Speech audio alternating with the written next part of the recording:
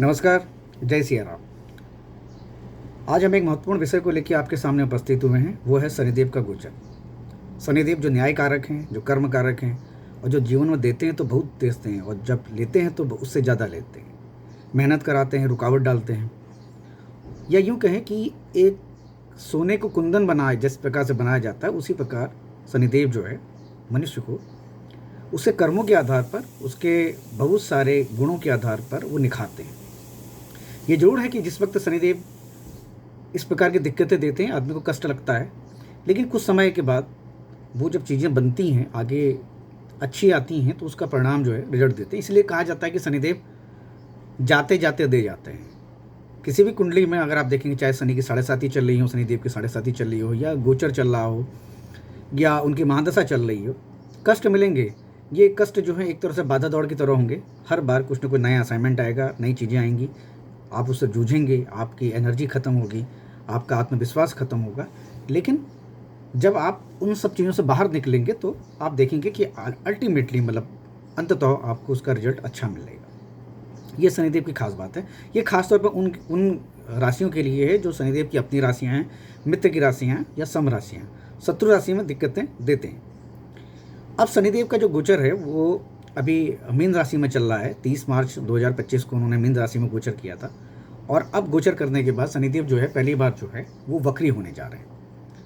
वक्री होने का मतलब समझे कि किसी भी ग्रह के जब वक्री होते हैं तो उनके अंदर ऊर्जा आ जाती है, किसी चीज़ को पाने की अतिरिक्त ऊर्जा आ जाती है, या वो बहुत सेंट्रिक हो जाते हैं, या केंद्रित हो जाते हैं अपनी चीज़ों को लेके।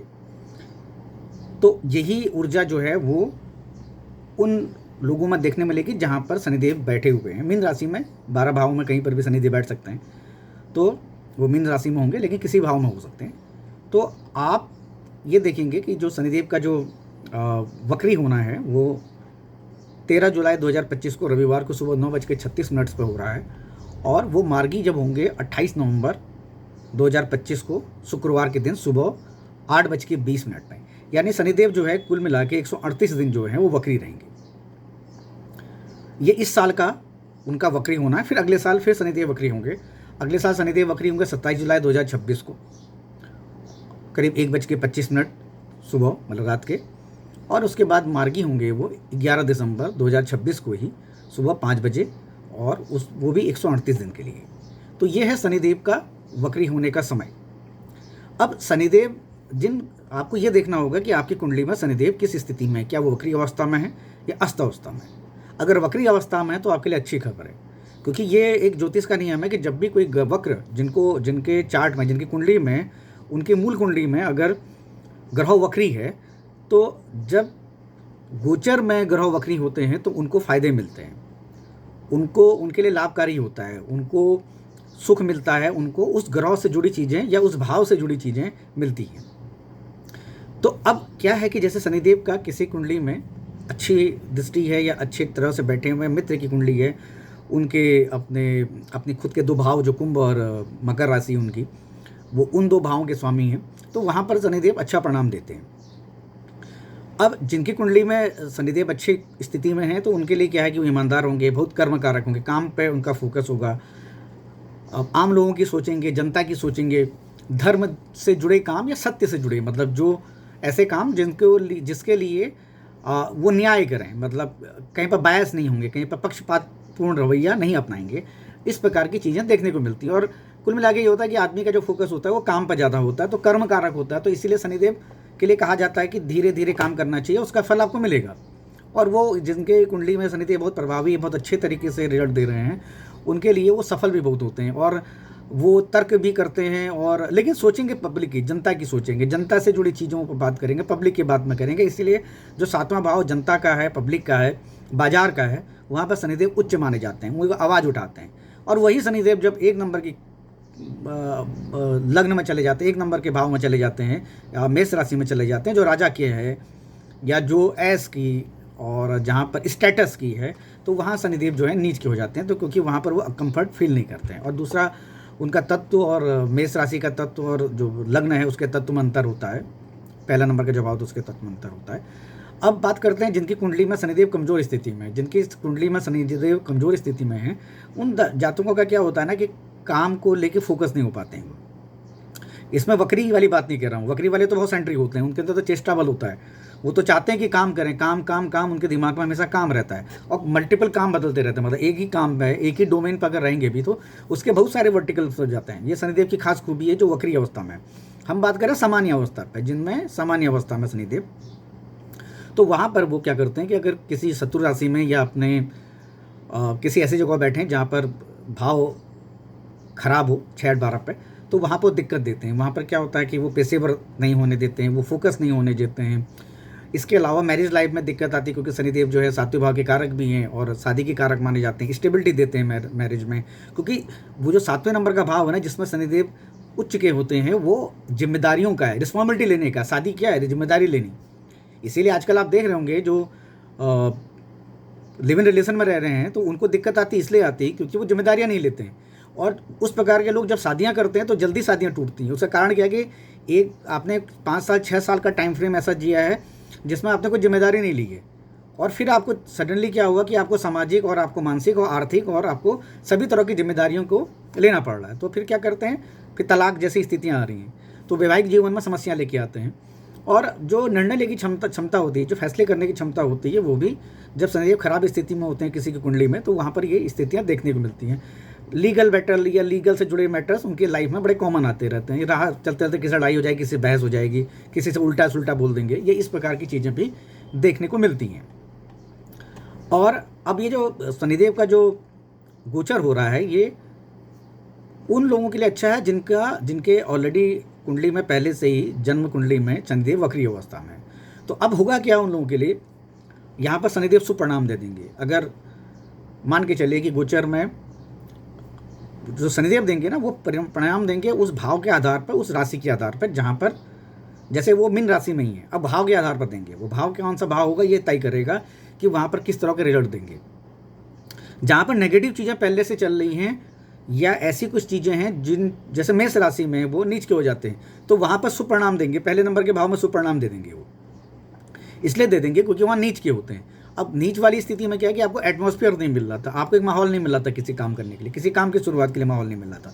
तो अब शनिदेव क्या वक्र अवस्था में आते ही क्या है कि जो अभी तक आपकी एनर्जी नहीं बन रही थी, जो आप सोच रहे थे उसको आगे एग्जीक्यूट नहीं कर पा रहे थे, तो अब शनिदेव क्या करेंगे, उसको 3 टाइम मतलब 3 गुना कम से कम इतनी एनर्जी दे देंगे कि आप पुशअप हो जाएंगे, आप भागने लगेंगे।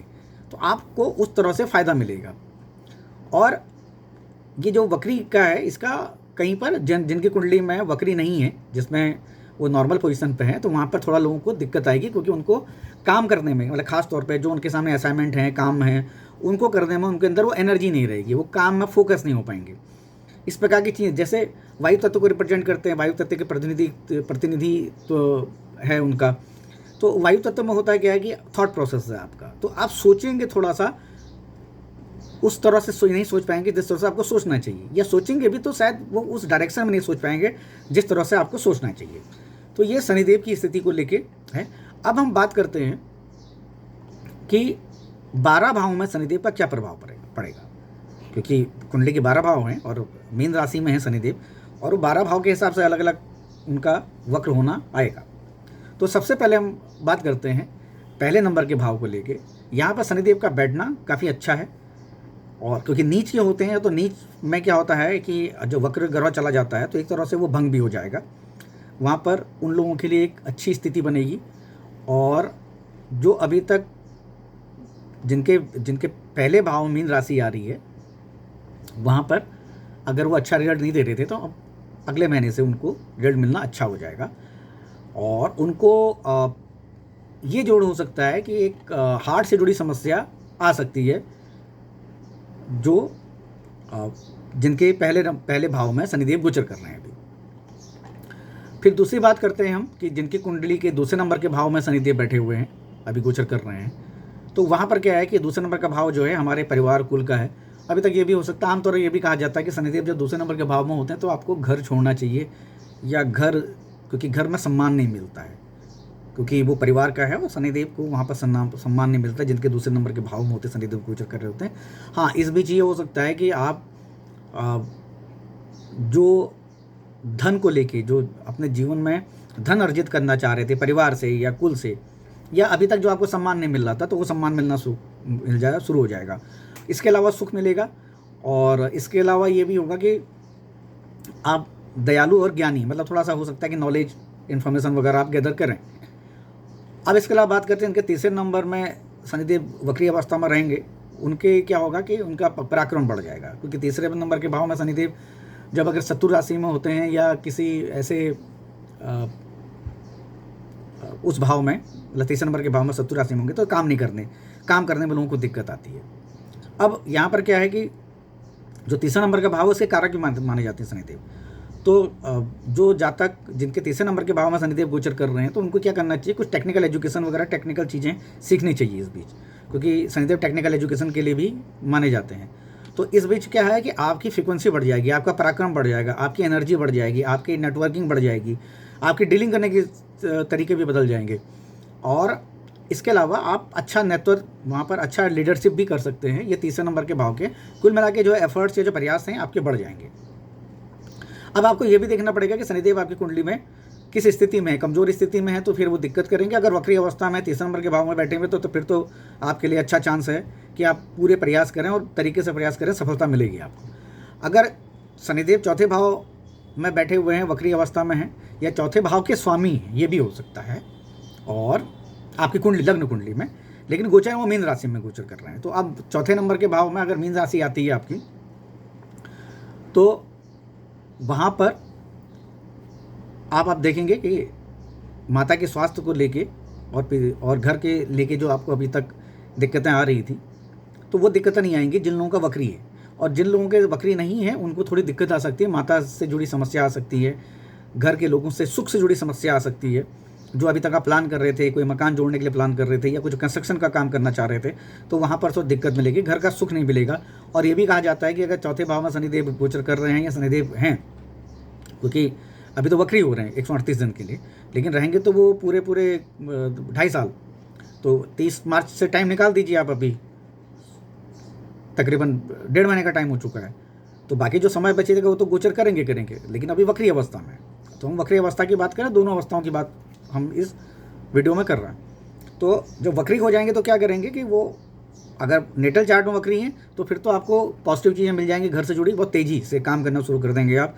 घर से वो जुड़े जो अभी तक नहीं कर पा रहे थे, सुख नहीं जोड़ने की कोशिश कर रहे थे, नहीं हो पा रहे थे, कोई लग्जरी लाइफ या जीवन में ऐसी चीज़ लाना चाह रहे थे, बड़ी गाड़ी हो सकती है या बड़ा मकान हो सकता है, उसके लिए आप प्लानिंग करेंगे, उसके लिए आपकी चेष्टा बढ़ जाएगी, आपकी इंटेंसिटी बढ़ जाएगी और ये सब चीज़ें देखने को मिलेंगी।